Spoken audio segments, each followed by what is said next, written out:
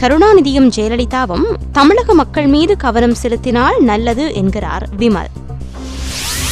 விரைவில் அரசியல் தீர்வு இல்லையேல் ஐநா மனித உரிமை சபையில் எதிரான நிலை எடுக்க நேரிடும் என இந்தியா எச்சரிக்கை.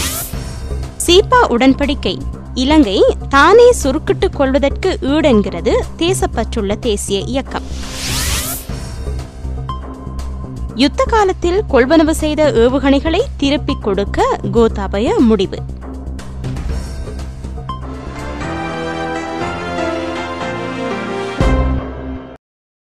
இனி விரிவான செய்திகள். 2005ஆம் ஆண்டு நடைபெற்ற ஜனாதிபதி தேர்தலில் ஐக்கிய தேசிய கட்சியின் வேட்பாளர் ரணில் விக்ரமசிங்க வெற்றி பெற்றிருந்தால் கிழக்கு மாகாணத்துக்கு தேர்தல் நடைபெற்றிருக்காது என்றும், அப்படி நடந்திருந்தால் கிழக்கு மாகாணம் வட மாகாணத்துடன் இணைந்து ஈழ வரைபடத்தில் இடம்பெறுவதை தவிர்த்திருக்க முடியாது என்றும் தேசிய சுதந்திர முன்னணியின் தலைவரும் அமைச்சருமான விமல் வீரவங்ச தெரிவித்துள்ளார்.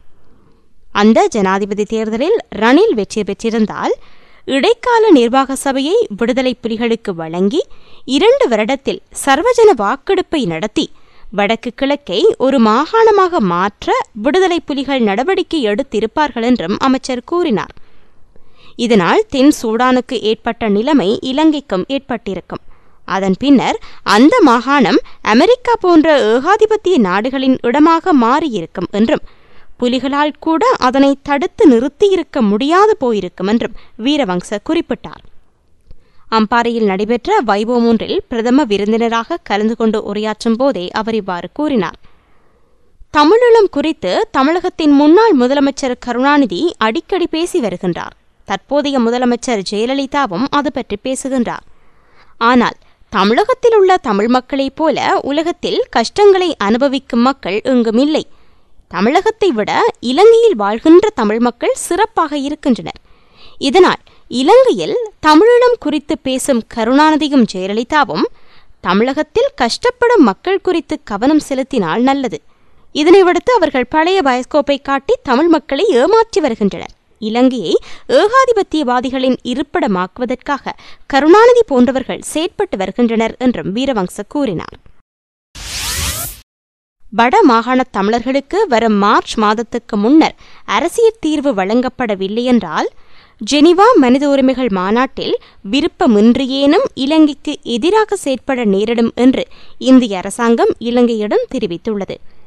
நல்லிணக்க ஆணைக்குழு தொடர்பில் தற்போது பாதுகாப்பு, வெளிவிவகார அமைச்சு ஆகியன மாத்திரம் ஓரளவு வேலை திட்டங்களை முன்னெடுத்து வருகின்றன. ஆனால் அரசியல் தீர்வு தொடர்பாக எந்த முன்னேற்றத்தையும் பெற முடியவில்லை என்பதே இந்தியாவின் கருத்தாக உள்ளது.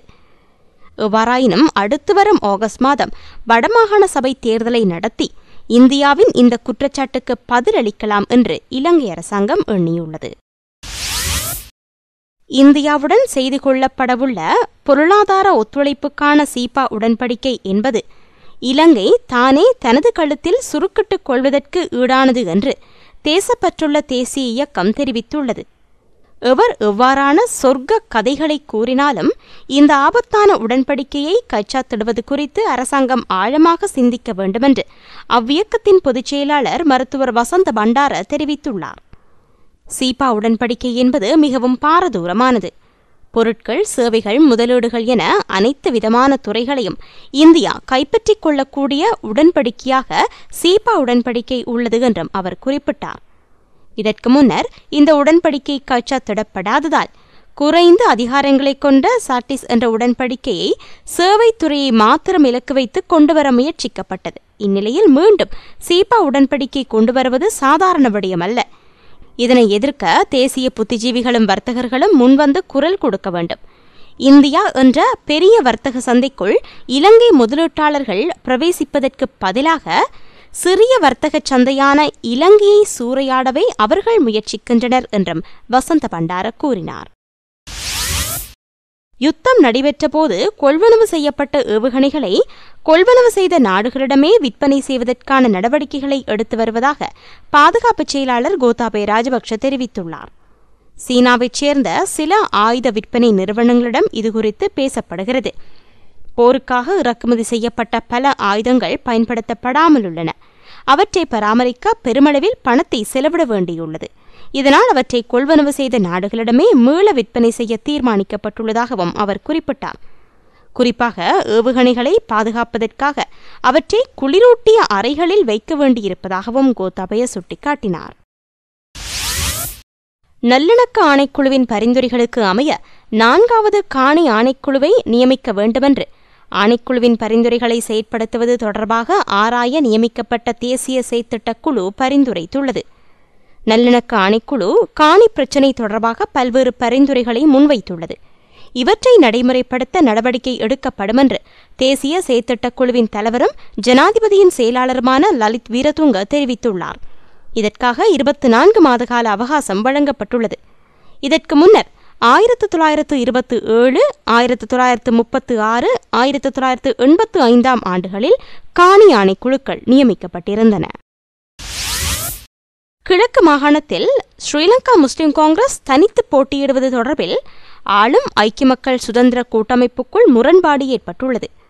முஸ்லிம் காங்கிரசின் தலைவர் ரவுஃப் ஹக்கீம் ஒரு அரசியல் சந்தர்ப்பவாதி என்று ஆளும் கட்சியின் பிரதியமைச்சர் ஃபைசர் முஸ்தபா குற்றம் சுமத்தியுள்ளார்.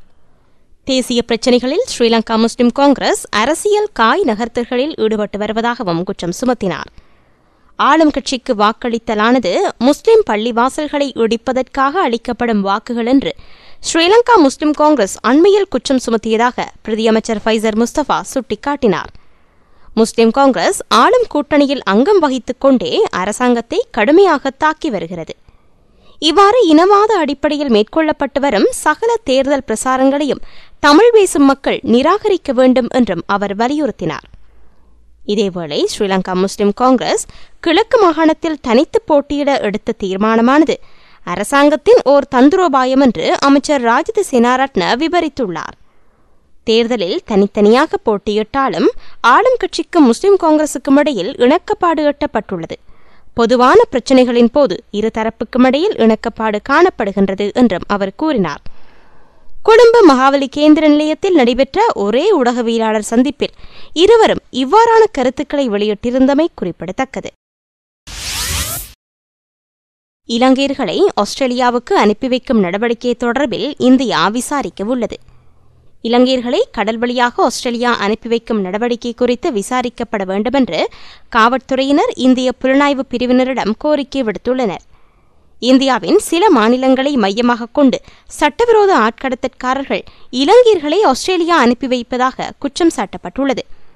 இவ்வாறு சட்டவிரோதமாக மேற்கொள்ளப்பட்டு வரும் ஆட்கடத்தலை தடுத்து நிறுத்தும் நோக்கில் விசாரணைகள் நடத்தப்பட உள்ளன.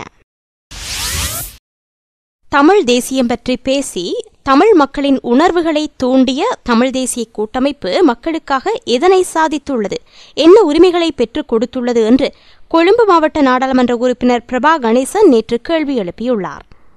இனவாதம் பேசி மேடை நாடகம் போடுவோரிடம் ஏமாந்து வாக்குகளை வீணாக்காமல் தமிழ் மக்கள் மிகவும் கவனத்துடன் செயற்பட வேண்டுமென்றும் மக்களின் நலன், பிள்ளைகளின் எதிர்கால கல்வி நடவடிக்கைகளை கருத்திற்கொண்டு அரசுடன் இணைந்து போட்டியிடும் தமிழ் வேட்பாளர்களுக்கு வாக்குகளை வழங்க வேண்டுமென்றும் அவர் கோரிக்கை விடுத்தார். கொழும்பில் உள்ள மகாவலி கேந்திர நிலையத்தில் நேற்று நடைபெற்ற ஊடகவியலாளர் சந்திப்பில் பிரபா கணேசன் இவ்வாறு கூறினார். தமிழ் தேசிய கூட்டமைப்பு கடந்த தேர்தலில் பங்கு கொள்ளவில்லை, ஆனால் இம்முறை தேர்தலில் போட்டியிடுகிறது. இதற்கான சந்தர்ப்பத்தையும் சூழலையும் ஏற்படுத்தி கொடுத்தவர் ஜனாதிபதி மஹிந்த ராஜபக்ஷ. யுத்தம் முடிவுக்கு வந்து 3 வருடங்கள் கடந்துள்ள நிலையில் அரசியல் பிரச்சினைக்கு நிரந்தர தீர்வு வழங்கப்படாத போதிலும் முன்னரை விட தமிழ் மக்கள் தற்போது நிம்மதியுடனும் சந்தோஷத்துடனும் வாழ்கின்றனர். 2010 ஆண்டு நடைபெற்ற பொதுத் தேர்தலின் போது தமிழ் மக்கள் யாருக்கு வாக்களித்தார்கள் என்பது அனைவரும் அறிந்த விடயம்.